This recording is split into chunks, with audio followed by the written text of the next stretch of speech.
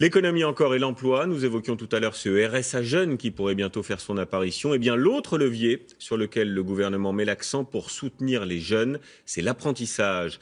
Des annonces ont d'ailleurs été faites il y a peu pour valoriser la filière qui recrute, mais qui manque de main-d'œuvre. Charpentiers, soudeurs, garagistes, il y a là des métiers d'avenir.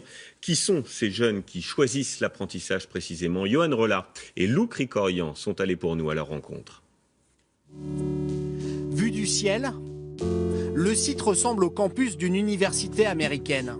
28 000 mètres carrés de bâtiments entourés de verdure.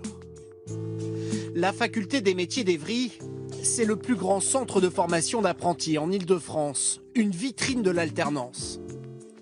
Automobile, industrie, restauration ou service, 80 formations du CAP à Bac+5, 3000 jeunes accueillis chaque année. Et pourtant, comme tous les autres, ce CFA a connu une baisse de ses effectifs. Quelles sont les raisons de ce trou d'air? Et comment faire pour relancer l'apprentissage? Dans cet atelier de soudage, 10 apprentis chaque année et aucune crise de vocation. Soudeur, c'est le futur métier de Quentin Guigues. Une compétence très recherchée dans les entreprises. Mais si le jeune homme l'a choisi, c'est d'abord par passion. C'est l'alternance qui m'a donné envie de rentrer dans le soudage. Dans mon entreprise, on soude un petit peu, on fait plus de métallerie, tout ça, mais j'aime le soudage, donc j'ai voulu faire cette formation-là. Ici, ce ne sont pas les jeunes motivés qui manquent, mais parfois les patrons pour les accueillir. Aujourd'hui, 1600 entreprises font confiance au CFA, mais elles sont de plus en plus difficiles à convaincre. Trouver les arguments, c'est le travail de cette chargée de développement qui parcourt 1000 km par mois. Tous les jours, il faut aller essayer de rechercher l'entreprise qui veut bien s'investir et qui veut bien faire confiance à un jeune. Ce matin, Régine Peggy a rendez-vous dans cette PME industrielle.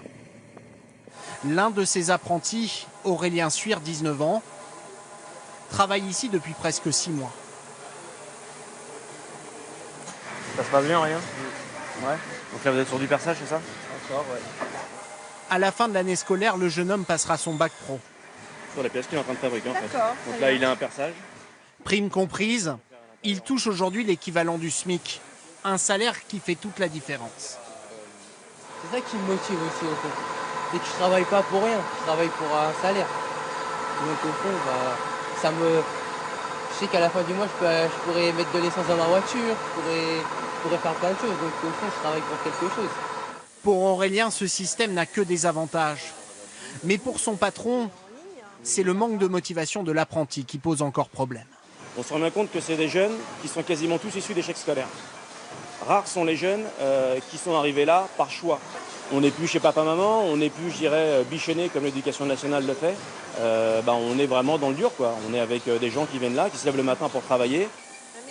Ces critiques, Régine Peggy les rencontre de plus en plus souvent. Et selon elle, les entreprises sont parfois trop exigeantes quand elles recrutent des apprentis. Pour eux, l'apprenti doit être productif tout de suite. Il faut donner du temps au temps. Du temps et de l'argent. Chaque année, la faculté des métiers consacre 24 millions d'euros à l'apprentissage, 8 000 euros par apprenti. Un budget en hausse, car il prend en compte les difficultés de certains secteurs comme l'automobile. Dans l'atelier de mécanique du CFA, Carlos, 16 ans, vient de perdre sa place d'apprenti.